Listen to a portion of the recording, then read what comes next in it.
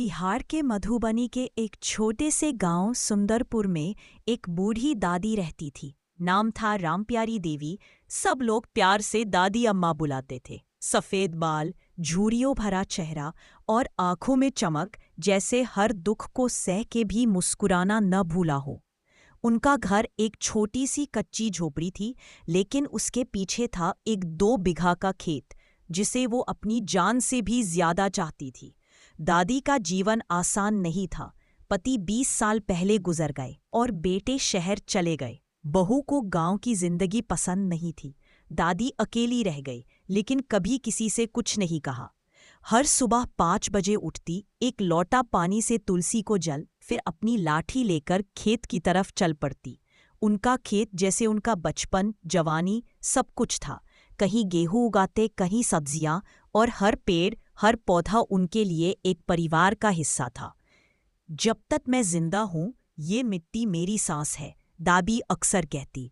लोग कहते बूढ़ी हो गई है, क्या करेगी खेत में, लेकिन सिर्फ अनाज नहीं देता, जीने की भी देता है।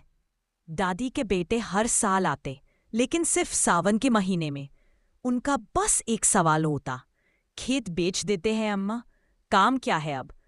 बहू तो कभी मिट्टी को हाथ भी ना लगाए। गांव के लोग कहते, भैया अम्मा तो पागल हो गई है, अकेले खेत में काम करती है, छोड़ दो बेचने का इरादा।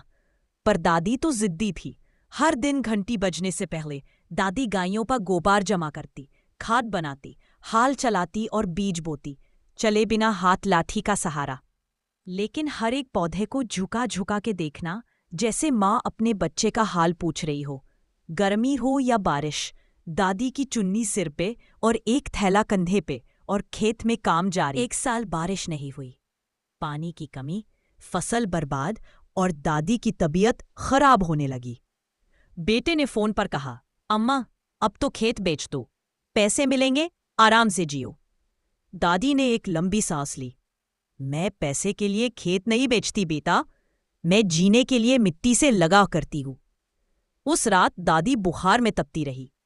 खेत सूख चुका था, पर उसने हार नहीं मानी। अगली सुबह दादी बिस्तर से उठ नहीं पाई। पड़ोसी चंपा ने देखा और इलाज के लिए डॉक्टर बुलाया। डॉक्टर ने कहा, आपको आराम की जरूरत है।